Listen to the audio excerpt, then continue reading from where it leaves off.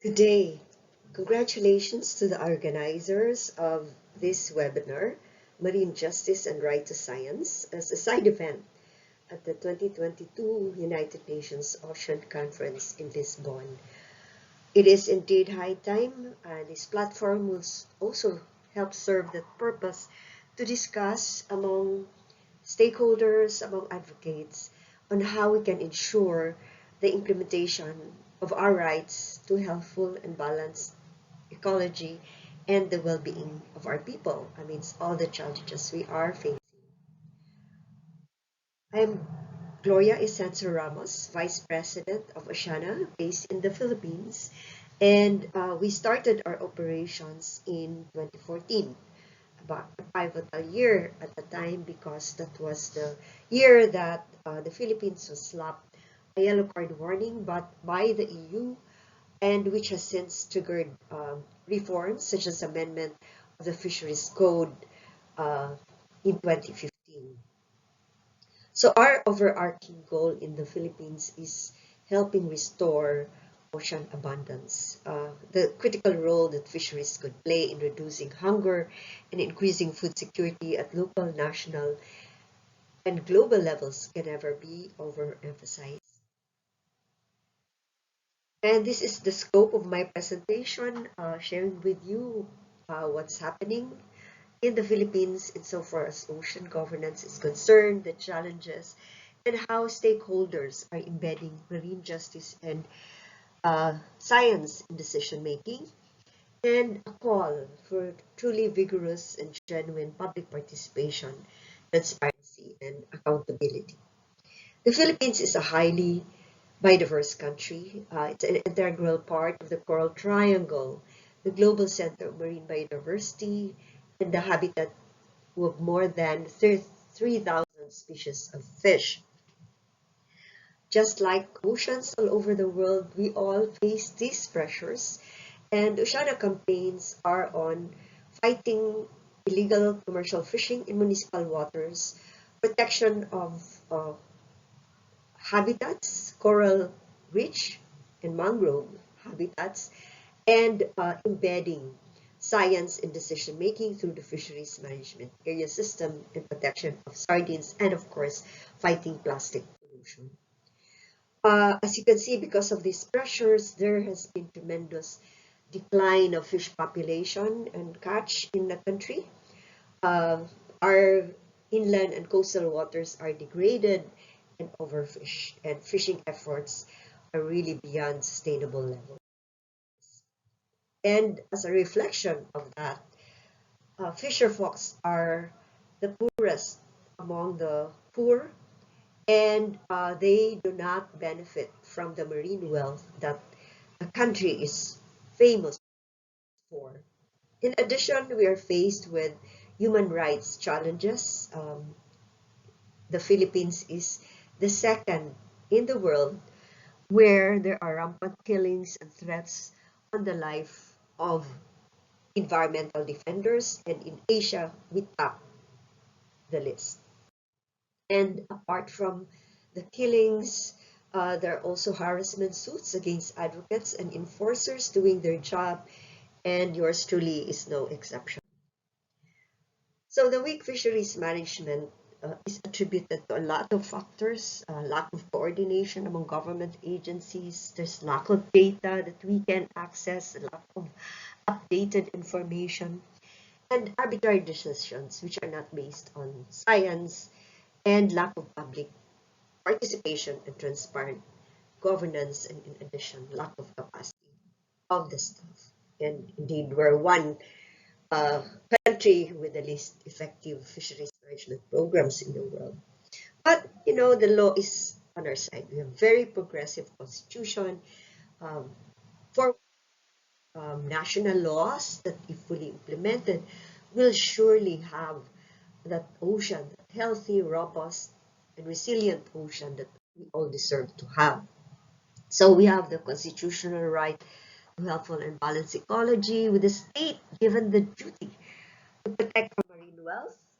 And there is a preferential rights of our subsistence fisher folks, the artisanal fisher folk, to their fishing grounds. And these are provided also not just in the Constitution, but in the national laws. And we also have a constitutional provision on the right to participate, effective and reasonable participation at all levels of social, political, and economic decision making. Yet, there is still a need for more of stakeholders and citizens to be able to participate without hindrance or perceptions of fear and retaliation. So I'm going to share with you what we, together with partners, have been doing in embedding social justice and science in decision making. So Oceana has a well-tested 5-point strategy to effect that change. So we use the law, ensure mainstreaming of science, vast availability of media and social media platforms, um, public engagement, grassroots mobilization, and directly dealing with key decision makers in government. So this is one Oceana campaign which can be called as ambitious because we have the law which bans illegal or commercial fishing in municipal waters because these are reserved for the artisanal fisher folks, but this is not happening. So we undertook to eliminate commercial fishing vessels from fishing in municipal waters. And one of our goals, which we set for 2019, but which was achieved in 2020, was for the Bureau of Fisheries and Aquatic Resources and Department of Agriculture to issue the vessel monitoring regulations for all commercial fishing vessels. And a strong collaboration with our small-scale fishers is a must, and we can see that they have become empowered, been together in fighting a bill which was set to legitimize illegal commercial fishing in municipal waters, and this did not take off in Congress. Likewise, we are partners in availing of legal remedies to ensure that the laws are implemented. So we were co-petitioners in 2018 when we filed a mandamus suit to tell government to perform its mandates under the Fisheries Code as amended. In 2020, we were together to fight an illegal dump and fill project in Manila Bay. And in 2021, last year, we were again together with the youth in instituting the first plastic lawsuit to stop plastic pollution at the very source. With respect to the case filed in 2018, we just heard a few weeks ago that was dismissed by the Supreme Court, but reforms were effected. The lawsuit triggered the reforms that we need. We have now science-based fisheries management areas in our country and the vessel monitoring rules, which we fought very hard since 2015, um, is now a reality. So Oceana is also using technology, specifically satellite technology, to aid our enforcers in fighting illegal fishing, and it has been very enriching to the enforcers. This was established, the Karagatan Patrol or Sea Patrol was established in 2019 together with the League of Municipalities of the Philippines. We are in the um, website and we have Facebook. Feel free to tap it as well.